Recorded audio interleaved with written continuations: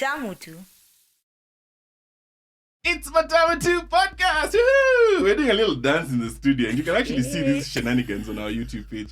The link will be in the show notes. And on this episode of the podcast, we're talking about omena, and we have a guest. Karibu sana Gatiri. Asante sana. I'm so excited to be here Woo-hoo! and to talk about omena. So yay. Yeah, so Ebu, tell us a little bit about yourself. Well, I'm Gatiri Rauka. I'm a food content creator. I create food content across all platforms, Nice. blog, Instagram, YouTube, Twitter. You name it, I'm there. Well, AKA except living TikTok. the life. Why are you not on TikTok? I don't know. Maybe I feel a bit old. I would need to be watching TikToks a lot for me to get with the trend and to create content that's on trend. So Just do it. I'm not ready to take that plunge. Do it. I'll see. I'll think about it. All right. And getting right into it, Gatiri will introduce herself a little more later so you can know exactly what she means by food content creator. Let's talk about omena. The English name for omena is actually the silver cyprinid or the Lake Victoria sardine. Some people call it mukene, Yeah, in daga, Uganda. you know. And it is a small silvery fish that has a very strongly compressed body covered in large scales. You know, ni kadogo. It is strongly compressed Kanakwanga body. kadogo sana. Yeah, it's very tiny. And it has large scales with a very pearlescent sheen. Have you ever seen omena alive? Unfortunately, I've never. What? Yeah, I've never seen it alive. Oh no. Imagine. Tan, tan, tan. I Why? know. Why? A It's really disgrace. pretty. Like you could have omena as like fish in your aquarium. How many would you need to have, honestly? Of course, because they're of too course. tiny. So you'd have a whole school of omenas. You'd have to have a very big aquarium to begin with. yeah, it seems. So also I'm guessing when they're alive, it's when you see the silverness. Yes. They're very pearlescent. So it's like ni kama ile nini ya gari. It's not just like a pearl color ya gari. Yes, that's how it's the sheen. And they usually grow to a length of 9 centimeters. So the ones we know are like 9 centimeters. Okay, because the ones we know, they're usually very tiny. 1 centimeter ukienda ni sana. But the omena actually do grow to be quite big. And daga omena is an important fish for the Lake Victoria ecosystem and the fishermen. And it's usually caught using light attraction during moonless nights. And as with most things which are native to us, very little exists online about omena. You know, we don't get very many factoids or interesting things, which is weird because it's like one of the things I really wanted to talk about on this podcast. From like day one, when I wanted to start this podcast, I was like, yeah, I'm going to talk about omena because I have a very interesting relationship with omena. And do you remember your first interaction with omena? Well, yes, I do. It was more like smelling it. I like it. I hadn't cooked it. It hadn't been cooked in my home. Yes. But I could smell it. Yes. So that was my first interaction with omena. And unfortunately, it left a bad... Let's not say taste in my mouth since I didn't taste it. Yeah. So I think I formed that stereotype and that notion that, okay, this thing does not smell the way I would want my food to smell. Yes. So I ended up keeping off, and I have kept off. From omena forever. Yes, though I did taste. Yes, there's a time I cooked because, surprise, one of my daughters loves omena. Interesting. Yes, so my husband is she brought. yours? Are you sure? Imagine she's she looks like her father mostly, so that explains her love for omena. Does your husband love omena as well? He's the one who bought it. And when he bought it, I told him, by the way, you're the one going to cook it. He cooked it the first time they ate. Then another time he wasn't around, my daughter said she wanted omena. So I had to cook it. So luckily with cooking is, as long as you understand your ingredient, you don't need to have cooked it before for you actually, to... Yeah. So I cooked it and I had to taste because... You are cooking it, right? Yeah, yes. How did that go? It went well. It's just that I think I chickened out a bit. I tasted like 2. It wasn't bad, but I think I chickened out. But another motivation for me to be able to want to eat a full bowl or a serving of omena is that I want to try out of the box things from other cuisines. So it would be very presumptuous or very hypocritical of me to go and eat escargot Whereas I'm frowning about omena. Omena. As in, it makes no sense. At all. And omena even makes more sense to eat omena compared to escargot. Escargot. Yeah. So it's on my list of things I want to eat properly. And I look forward to seeing the Instagram post about that. Now, I don't know. Omena, let me dig into the annals of history. First of that word, annals. But anyway, when I was a kid, we had dogs, right? And omena was known as chakula ya umbwa for us.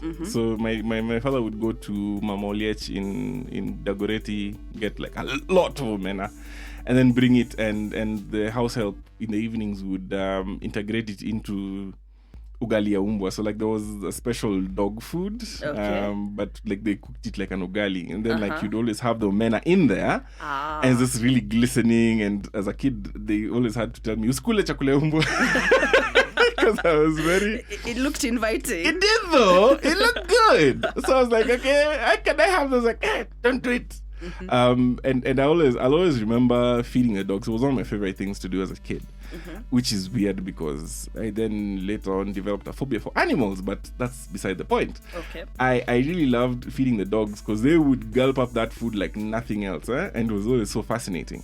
But then like that association of omena as chakula ya umbwa, pet food, yeah, that's always been the association, and the way that the smell would linger in the kitchen for the next. They would feed those dogs at 3 p.m. But until like supper time, 7 p.m., you right? you could still smell it. It's like, why? Why is it so offensive? True. But I really found it to be really interesting. Just this fish that's eyes don't close, right? It's just always looking at you, and it's so tiny. And the silver cyprinid is the only native fish species which has remained abundant in Lake Victoria since the introduction of the Nile perch and the Nile tilapia. Everything else has been more or less killed off because those two tend to be the apex predators. But omena, just because of the sheer amount. There's no way. Like, you can't get rid of them. It's like roaches. Exactly. So, daga is an important fish in the diets of the people of Eastern and Southern Africa. As I said earlier, it's caught during moonless nights, and in the morning that catch is sold to the women who will spread it out for drying in the sun. And they'll put it on a rock or on the sand or in the grass on old nets. Drying racks haven't yet caught on, but the last time I was around Kisumu, I think I saw a few drying racks, but most people just dry it out wherever they can find. The unfortunate thing is that the best catches are made during the rainy season. Okay. When drying is almost near impossible, right? It becomes tricky. Yeah, so that tends to mean that you'll get a lower grade of omena as a final product. It may not be good for human food, but it's still good for chicken feed, right?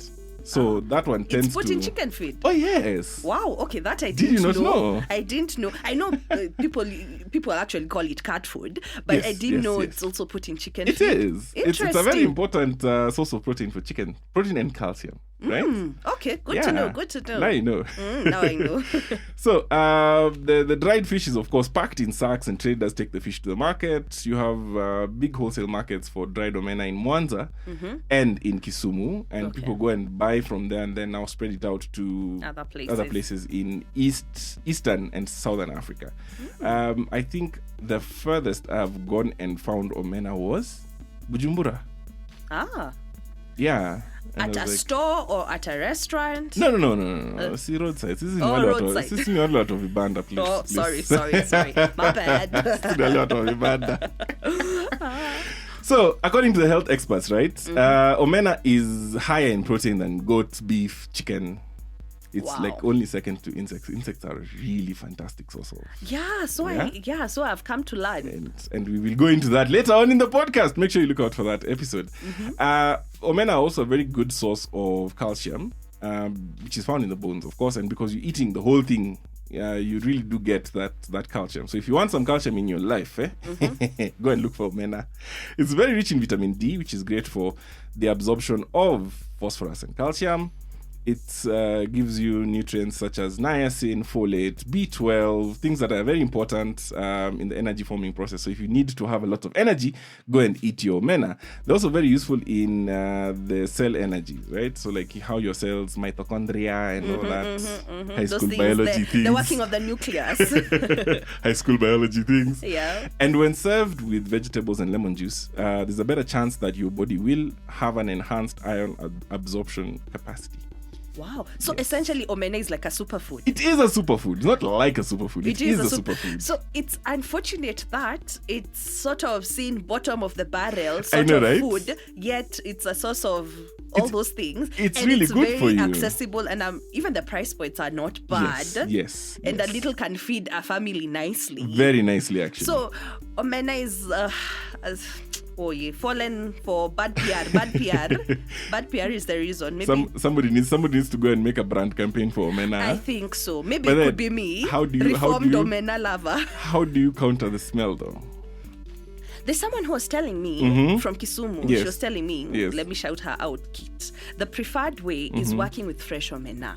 Not the dried stuff. Yeah, so get the fresh one. But now me here in Nairobi, getting the fresh one can be hard because she said the fresh one doesn't have the smell. Yes, because now when essentially even fish, when you get it fresh, it just smells like fish, and it's not the off-putting smell. Yeah, so you get the fresh one, and then now you'll clean it, and then deep fry, and then now you cook in a curry or however you want to cook it. That kind so of she makes sense. advised me to get fresh. So I'm on the lookout. If anyone knows where I can get fresh omena, hit me up. Please. Gatwiri's information will be available on the show notes. So if you know where to get fresh omena, DM her. She needs it. Yeah.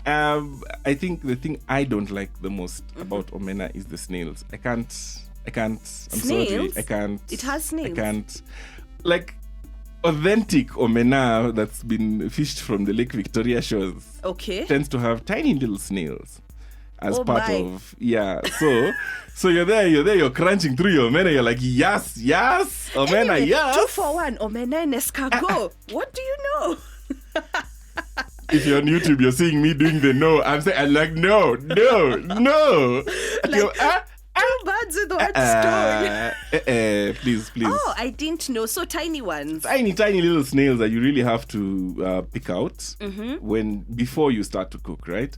And some people, especially commercial joints. Okay, me ni mtu wa kibanda, so let me speak about my level of commercial joints. Okay. Some commercial joints will not have the time to really go through the omena and pick out the small snails. So you're there just crunching through your omena, and then you're like, no.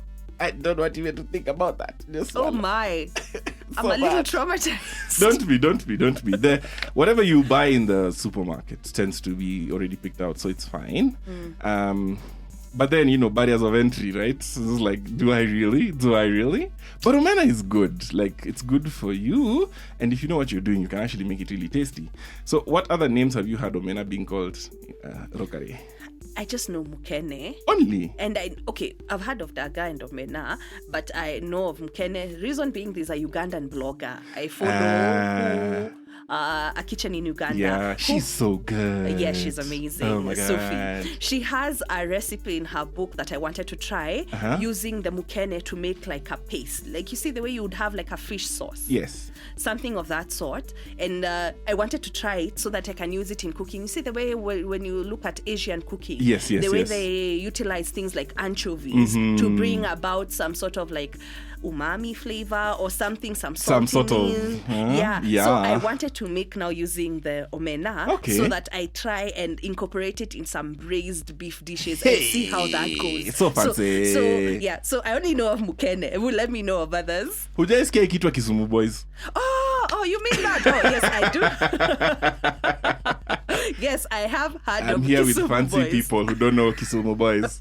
So, I'm sorry, forgive me. I was born in Nairobi. It's okay. Sisi ni Nairobi born and bred.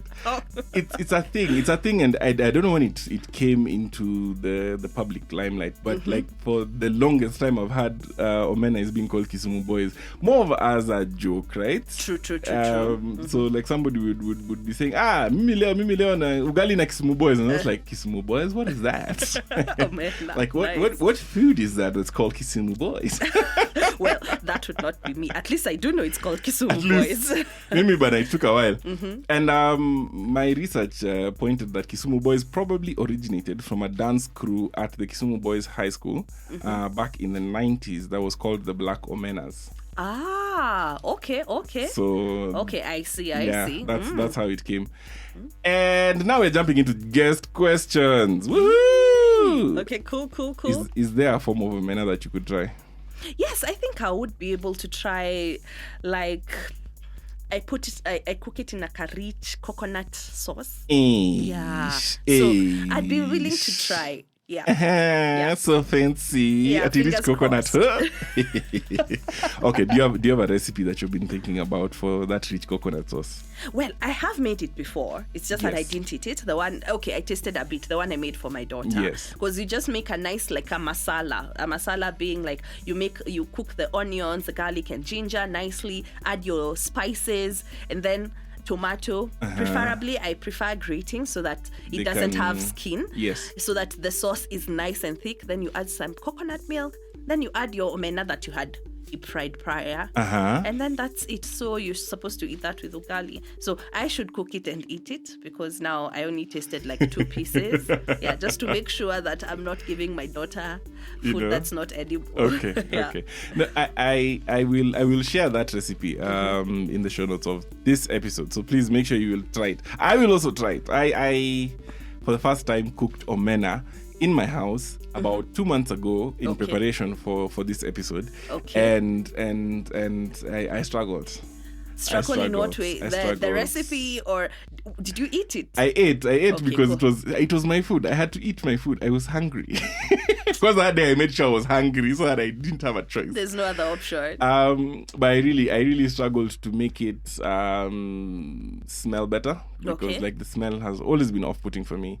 So I did what the masala, but then heavier on the ginger, so that it could cut a bit that the smell, so the ginger and a bit of cinnamon. Then I integrated, I think, aubergines, eggplants. You added eggplant to omena. Oh my goodness. Yeah, because I was like, okay, it needs a little bit. Okay, yes, there's a crunch texture, but I need something a bit soft in it.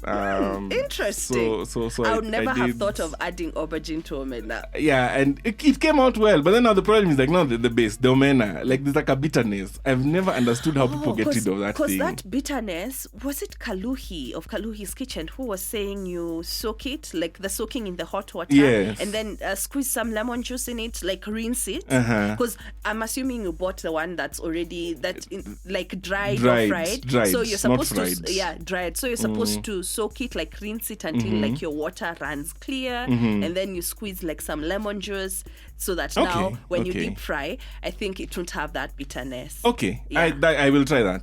I will try that. I'm going to try it, and you have to follow me on YouTube. That is Matamu too, so that you can be able to see me trying omena for the second time. I'm going to do all those tricks, all of them. Maybe even the coconut milk. Yeah, the coconut milk will really Maybe. I'm going to ask a rather absurd question. Okay, cool. Given a choice of jumping off a bridge with a 50-50 chance that your parachute would work, and your other choice is going omena fishing on a moonless night, which one would you pick? Omena fishing on a moonless night. Why? Simply because the jumping off the bridge, I'm not so sure whether the parachute would work. It's a 50-50 chance. It's 50-50. I do not want to become a pancake. I'd rather go fishing. And I'm sure the fishermen there are very skilled, so they'll keep me safe. Yeah. Hey, you put a lot of trust in the fishermen. Yes, I do. Anyway, so what's been your go-to pandemic recipe? I usually find it hard to answer the go-to questions, but when I've gotten home late and I want to prepare something quickly, I like making shakshuka. Shakshuka is eggs poached in a rich tomato sauce. Yeah, so it's like in other parts of the world, like shakshuka is mainly Middle Eastern, yes, but in other parts of the world, it's called like eggs in purgatory because the eggs are floating in the tomato sauce, so they're like stuck in time, so they're like in purgatory. I can't deal. So I like making that. I like making that, and since I always have spaghetti on hand because it's like a pantry staple, I usually serve it with spaghetti. spaghetti. Nice. So it's my go-to cuisine. Under 30 minutes, umekula. dinner is ready. Umekula. Yeah, and my kids love it. Okay. I've not tried shakshuka. I've been telling myself I'm going to try it, and I should actually try it. So now, this is the time that you get to tell us about what you're doing and what you have coming up. Okay, so I've been creating food content for almost 10 years now. Wow. Yes, I started my blog, Leo Tunapika, back in 2012. What was I doing in 2012? Hey, continue. I was waiting to hear what you were doing. Anywho, so that's when I began, and then now it's grown. I'm mostly on Instagram these days, though I do try to keep tabs on all the other platforms that I'm in and create content there. So that's generally what I do. I share easy recipes for the everyday curious cook. I believe in teaching not only recipes but also technique. Yes. Because I feel like when you understand the technique, you can easily adapt the recipe to whatever suits you, and you can be able to troubleshoot even if you meet something else along the way. So I like teaching about technique. I'm very passionate about teaching things. So I guess now I end up teaching cooking because that's what I'm doing. That's so cool. I'm also a baker, so I bake cakes for sale. I run a business with my brother, who's also my business partner, so I do that. And what is coming up is that I am working on a cookbook. Every time I say it, I'm thinking, oh my goodness, I haven't finished. What am I doing here? I'm supposed to be writing the book. Why am I here? Anywho, so I'm working on a book which should be out in November. Okay. 1st of November. Okay. I'm still sticking to that timeline. What the book will be about is still a surprise. And yeah, people will find out when I launch the book. But it's about food. Yeah. Be guaranteed there'll be food. There will be food in there. Yes, there'll be recipes. So when Gatriri launches her cookbook, she's going to send us, tell us how to, get it. And we're going to put it up on our social media. Please follow at Rumak on all platforms. On YouTube, we are Matamu too. And that's the end of this episode. Oh my gosh. Imeisha haraka sana. That was so fast. Imagine. You can always send in your guest questions through the email address that I've provided in the show notes. Our YouTube comments are really popping, so don't be left out. Go to the YouTube page, Matamu2.